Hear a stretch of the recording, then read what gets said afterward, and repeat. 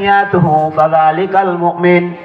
নবীজি সাল্লাল্লাহু আলাইহি সাল্লাম বলেন, ও আমার উম্মত, ভালো করে শুনে নাও, যে ব্যক্তি ভালো কাজ করার পরে তার মনের মধ্যে আনন্দ লাগে, খুশি লাগে, এবং খারাপ কাজ করলে, গুনার কাজ করলে সাথে সাথে তার অন্তরের মধ্যে কম্পন সৃষ্টি হয়ে যায়, আল্লাহর ভয় সৃষ্টি হয়ে যায়, তার অন্তরে খারাপ লাগে, নবীজি বলেন ফাযালিকাল মুমিন, ও আল্লাহর বান্দা বান্দি মুমিনে পরিণত হয়ে যায়। জোরে বলেন সুবহানাল্লাহ। এই জন্য আজকে আমরা উত্তম জায়গার মধ্যে, ভালো একটা জায়গার মধ্যে, হাসানার জায়গার মধ্যে আমরা এসেছি, বসতে পেরেছি, এই জন্য সকলে বলি আলহামদুলিল্লাহ। ভাইরা আমার, আল্লাহ পাক রব্বুল আলামিন বলেন, ওয়ামান আহসানু কাওলাম মিম্মান দাআ ইলাল্লাহি ওয়া আমিলা সালিহান ওয়া ক্বালা ইন্নানি মিনাল মুসলিমিন। সূরা হামিম 33 নম্বর আয়াতের মধ্যে আল্লাহ পাক রব্বুল আলামিন বলে, শোনো শোনো, ওই ব্যক্তির কথার চাইতে আর কার কথা উত্তম হতে পারে, সুন্দর হতে পারে, কল্যাণকর হতে পারে, যে ব্যক্তি মিম্মান দাআ ইলাল্লাহ, আল্লাহ তাআলার দিকে মানুষকে আহ্বান করে এবং বলে, আমি একজন সাধারণ মুসলমান, আসো দ্বীনের পথে আসো, ইসলামের পথে আসো, তাওহীদ আর রিসালাত তোমরা গ্রহণ করে নাও। সুবহানাল্লাহ।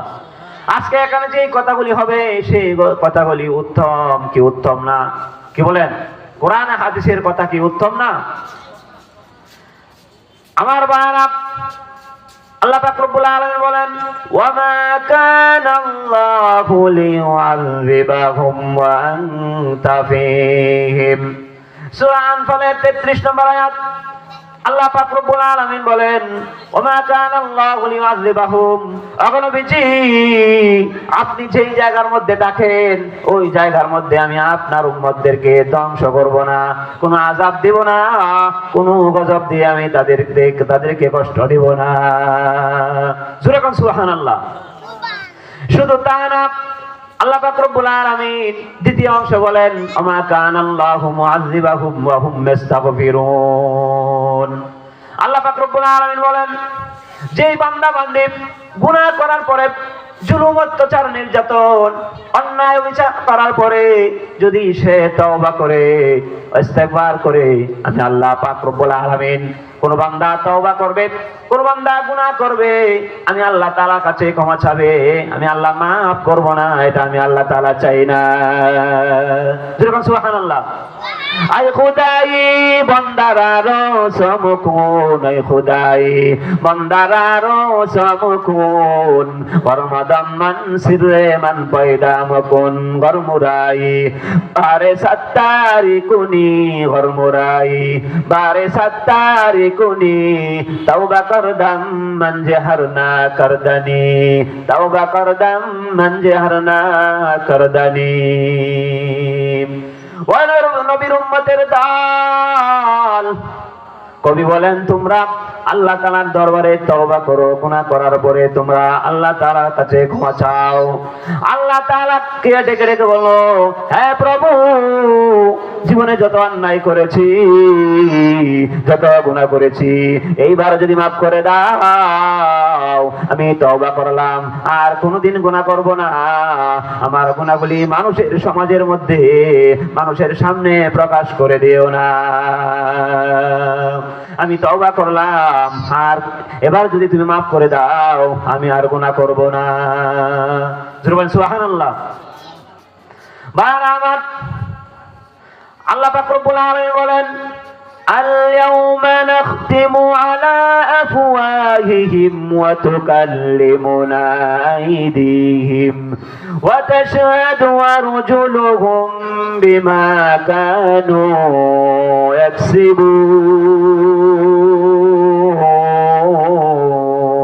ইয়াকসিবুন। জোরে আল্লাহু আকবার। সূরা ইয়াসিন 65 নম্বর আয়াতে আল্লাহ পাক রব্বুল আলামিন বলেন, শোনো, কিয়ামতের কঠিন ময়দানে প্রত্যেকটি অত্যাচারী, জুলুমকারী, গুনাহ করেনেওয়ালা কাফের মুশরিকদের মুখের মধ্যে আল্লাহ তাআলা তালা মেরে দেবেন, মোহর মেরে দেবে। অত কাল্লিমুনা আইদিহিম, আল্লাহ তাআলা বলেন শোনো, তাদের হাত পা, তাদের শরীরের চামড়া আমি আল্লাহ পাক রব্বুল আলামিনের কাছে সাক্ষ্য দিয়ে দিবে। জোরে বলেন নাউজুবিল্লাহ। এই সমাজের মধ্যে অনেক মানুষ আছে যারা দুই পা দিয়ে হেঁটে হেঁটে গুনার মজমার মধ্যে চলে যায়, যেরকম ঠিক কিনা? যায় কি যায় না? আজকে সেই সওয়াব, নেকি, হাসানার যে আয়োজন করা হয়েছে সেখানে দুই পা দিয়ে হেঁটে আসতে পারে না, কিন্তু গুনার দরবারে তারা আনন্দ প্রফুল্লতার সাথে তারা হেঁটে হেঁটে চলে যায়। আমার ভাইরা, আখিরি জমানার পয়গম্বর রাহমাতুল লিল আলামিন বলেন, এমন এক জমানায় আসবে যে জমানার মধ্যে কোরআন থাকবে না। মেশকাহ শরীফ 38 নম্বর পৃষ্ঠার মধ্যে সেই হাদিস রয়েছে। বাইহাকি শরীফের 305 নম্বর পৃষ্ঠার মধ্যে সেই হাদিস রয়েছে। নবীজি বলেন, ইউশিকু আয়াতি আলান নাসি জামানুন লা ইয়াবকা মিনাল ইসলামি ইল্লা ইসমুহু ওয়া লা ইয়াবকা মিনাল কুরআনি ইল্লা রাসমুহু মাসাজিদুহুম আমিরা ওয়া হিয়া খারাবুম মিনাল হুদা। রাওয়াহুল মিশকাত। মিশকাত শরীফের হাদিসের মধ্যে নবীজি বলেন, ও আমার উম্মত, ভালো করে শুনে নাও, এমন এক জমানা আসবে সেই জমানার মধ্যে ইসলাম থাকবে না, ইসলামের শুধু নামটা থাকবে। ওয়ালা ইয়াবকা মিনাল কুরআনি ইল্লা রাসমুহু, কুরআন থাকবে না, কোরআনের যে অক্ষরগুলি আছে সেই লেখাগুলি থাকবে, সাদা কালো লেখাগুলি থাকবে। আমার মুসলমান ভাইরা, নবীজি বলেন মাসাজিদুহুম আমিরা, এই যুগের মধ্যে মানুষ মসজিদে ভরপুর হয়ে যাবে কিন্তু ঈমান শূন্য থাকবে। জোরে বলেন নাউজুবিল্লাহ। এই জমানা আমাদের সামনে এসেছে। উলামাউম তাহতি উলামাউম শাররুম মিন তাহতি আদিমিস সামা মিন ইনদিহিম তাখরুজুল ফিতনাতু ওয়া ফীহিম তাউদু। রাওয়াহুল বাইহাকী। নবীজি সাল্লাল্লাহু আলাইহি সাল্লাম বলেন, ওই শেষ যুগের মধ্যে আলেম উলামারা নিকৃষ্ট হয়ে যাবে, সমাজের মধ্যে কোনো মূল্যায়ন থাকবে না, তাদেরকে সম্মান করবে না, যার কারণে কিয়ামত অতি নিকটে চলে আসবে। আমার মুসলমান ভাইরা, আল্লাহ পাক রব্বুল আলামিন বলেন, ওয়া ক্বালার রাসূলু ইয়া রাব্বি ইন্না কওমি ইত্তাখাযু হাযাল কুরআনা মাহজুরা। 19 নম্বর পারা 1 নম্বর পৃষ্ঠা সূরা ফুরকানের 30 নম্বর আয়াতে আল্লাহ পাক রব্বুল আলামিন বলেন, শোনো, ওয়াকালার রাসূল ইয়া রাব্বি, কিয়ামতের কঠিন ময়দানে আল্লাহ পাক রব্বুল আলামিনের দরবারে নবীজি সাল্লাল্লাহু আলাইহি সাল্লাম মামলা দায়ের করবেন, বিচার দিয়ে দিবেন, অবজেকশন করবেন, অ্যাপ্লিকেশন দায়ের করবেন যে হে আল্লাহ, ইন্না কওমি ইত্তাখাযু, এই সম্প্রদায়ের কাছে আমি তোমার কোরআন তুলে ধরেছিলাম কিন্তু তারা কোরআন বর্জন করেছে, এই কোরআন গ্রহণ করে নাই, কোরআন রিসিভ করে নাই, তারা কোরআনকে বর্জন করেছে, সেই কোরআনের রাস্তা থেকে দূরে সরে থেকেছে, তার সন্তানদেরকে সেই কোরআন শিক্ষা দেয় নাই, নিজেও শিক্ষা করে নাই, ভাই ভাতিজিদেরকেও তারা শিক্ষা দেয় নাই। যেরকম ঠিক কিনা? কোরআন থেকে আজকে মানুষ কাছে না দূরে? কি বলেন? দূরে না? দূরে। আল্লাহ পাক রব্বুল আলামিন বলেন, ওয়া মান আরাদা আন যিকরি ফাইন্না লাহু মাঈশাতান দানকা ওয়া নাহশুরুহু ইয়াওমাল কিয়ামাতি আমা ক্বালা রাব্বি লিমা হাশারতানি আমা ওয়া ক্বাদ কুনতু বাসীরা। 16 নম্বর পারা 19 নম্বর পৃষ্ঠা সূরা তাহার 123 নম্বর আয়াত 123 নম্বর আয়াতে আল্লাহ পাক রব্বুল আলামিন বলেন, আমান আরদান যিকরি, যে ব্যক্তি আমি আল্লাহর জিকির থেকে, রাইসুল মুফাসসিরিন আব্দুল্লাহ ইবনে আব্বাস তাফসীর ইবনে কাসিরের মধ্যে সেই আয়াতের ব্যাখ্যা করেছেন, আনজিরকিল কোরআন, সেই কোরআন থেকে যারা মুখ ফিরিয়ে নিবে যারা বিরত থাকবে, কোরআন থেকে যারা দূরে থাকবে, কিয়ামতের কঠিন ময়দানে আল্লাহ তাআলা তাকে হাসরের মাঠে অন্ধ বানায়া উঠাবে। অন্ধ বানায় উঠাবে, সে কোনো দিক বিদিক জানবে না, দেখবে না, মানুষের পায়ের নিচে পড়ে যাবে, মানুষ তাকে পদতলিত করবে, নিষ্পিষণ করে দেবে। তখন সে আল্লাহ তাআলাকে ডেকে বলবে, ক্বালা রাব্বি লিমা হাশারতানি আমা ওয়া ক্বাদ কুনতু বাসীরা। 124 নম্বর আয়াত সূরা তাহা।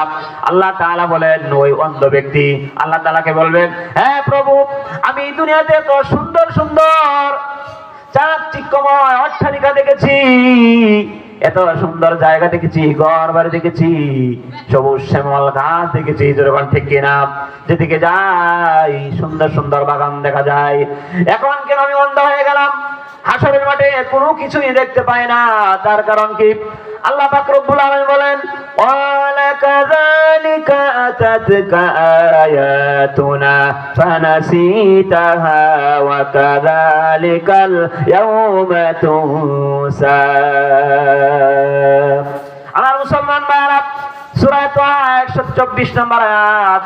আল্লাহ পাক রব্বুল আলামিন বলেন, শোনো, আমি আল্লাহ তাআলার কোরআনকে যেভাবে বলে গিয়েছিলাম, তোমার সামনে কোরআন এসেছিল, আমার নবী তোমার সামনে কোরআন তুলে ধরেছিলেন, তাওহীদ আর রিসালাতের বাণী যখন তোমাদের সামনে উপস্থাপন করেছিল, তখন তোমরা সেই কোরআনকে গ্রহণ করো নাই, কোরআন থেকে দূরে পলায়ন করেছো। আমি আল্লাহ তাআলার কোরআনকে যেভাবে বলে গেছি, আমি আল্লাহ তোমাদেরকে একইভাবে বলে গেছি, ওয়া কাযালিকাল ইয়াউমা তুনসা। আমার যুবক ভাইরা, তোমাদের সন্তানদেরকে যদি কোরআন না শিক্ষা দাও, ওই সমস্ত সন্তানদেরকে আল্লাহ তাআলা কিয়ামতের কঠিন ময়দানে অন্ধ বানাইয়া উঠাইবে। আমার মুসলমান ভাইরা, আল্লাহ পাক রব্বুল আলামিন বলেন, ওয়া ক্বালাল্লাযীনা কাফারু লা তাসমাউ লিহাযাল কুরআনি ওয়ালগাউ ফীহি লাআল্লাকুম তাগলিবুন। সূরা হামিম সেজদার 25 নম্বর আয়াত। আল্লাহ পাক রব্বুল আলামিন বলেন, শুনো, আবু জাহলের দলবল